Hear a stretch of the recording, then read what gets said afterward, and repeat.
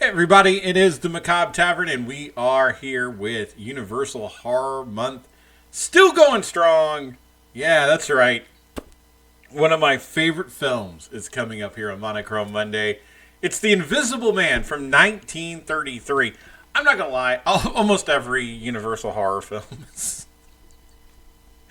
is my favorite from this time, so sorry. I probably shouldn't have said that.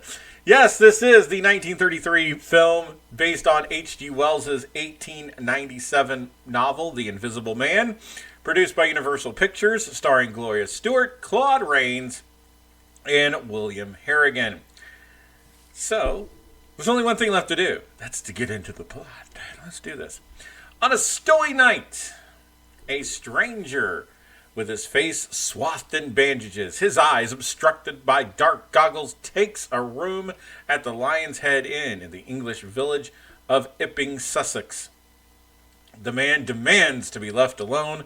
Later, the innkeeper, Mr. Hall, is sent by his wife to evict the stranger after he made a huge mess in his room while doing research and has fallen behind on his rent.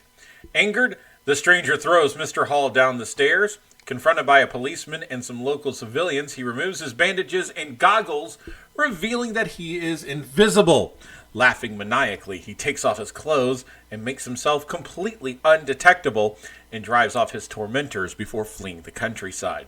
The stranger is Dr. Jack Griffin, a chemist who discovered the secret of invisibility while conducting a series of tests involving an obscure drug called monocaine.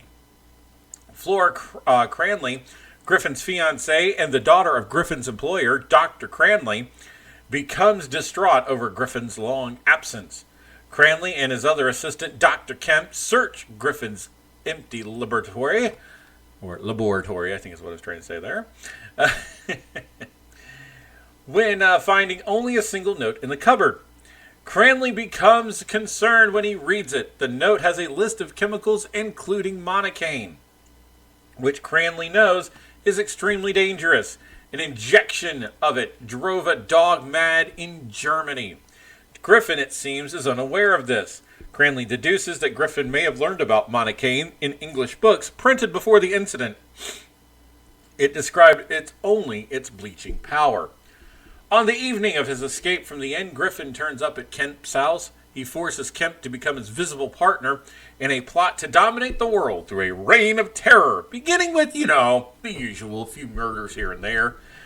They drive back to the inn to retrieve his notebooks on the invisibility process. Sneaking inside, Griffin finds a police inquiry underway, conducted by an official who believes it's still all a hoax.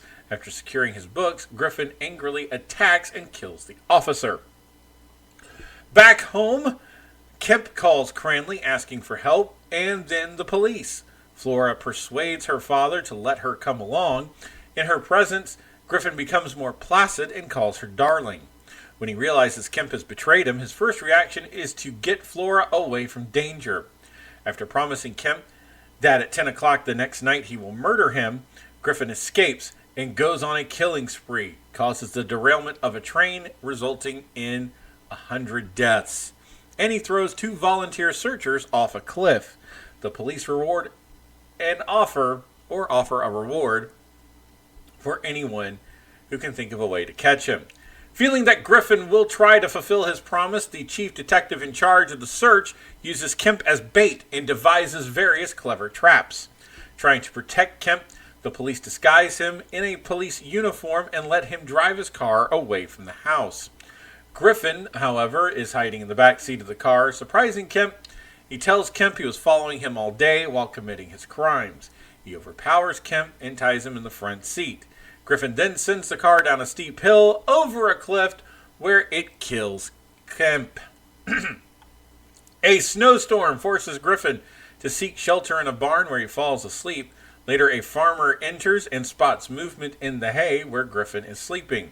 He notifies the police, who rush out and surround the farm. They set fire to the building, which forces Griffin to come out, leaving visible footprints in the snow. The chief detective opens fire, mortally wounding Griffin. He is taken to the hospital, where a surgeon goes and sees that Griffin is dying. He asks to see Flora. On his deathbed, Griffin remorsefully admits to Flora that he meddled in things that man must leave alone. As he dies, his body quickly becomes visible. So there you go. That's the plot of the movie. Following the success of Dracula in 1931, Richard L. Schayer and Robert Florey suggested to Universal Pictures as early as 1931 an adaptation of H.G. Wells' Invisible Man would make a suitable follow-up. So they agreed. So basically had about a $10,000 budget. The director first set up for the project was James Whale. He had directed R.C. Sheriff's Play in Journey's End in London and the 1930 film of the same title. Following the release of Frankenstein, which would break box office records in the U.S., the film actually wanted Boris Karloff to do The Invisible Man. By 1932, Whale had left the project.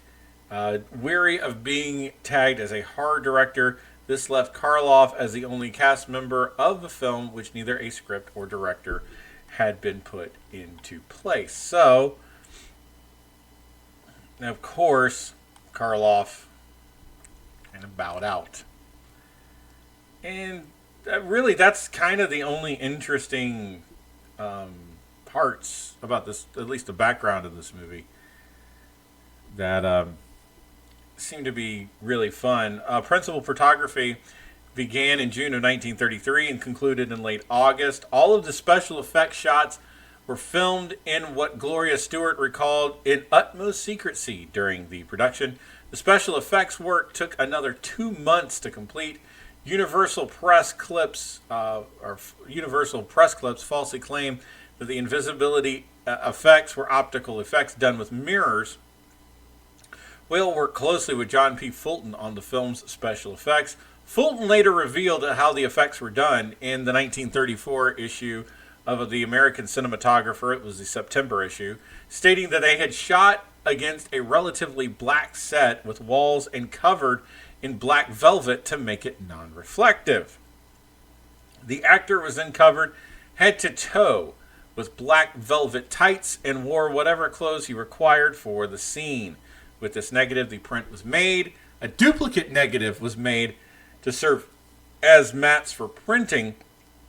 Then with an ordinary printer, they made a composite first printing of the positive on the background in the normal action, using the negative mat to mask the area where the Invisible Man was to move. So that had to be absolutely, you got to think about this in terms of 1930s technology. That had to be a pain in the ass. I'm just going to say that right now, but it is absolutely, if you haven't seen this movie, it is absolutely outstanding.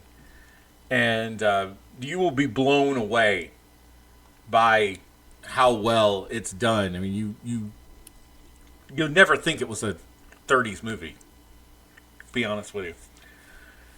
All right, so that's going to do it.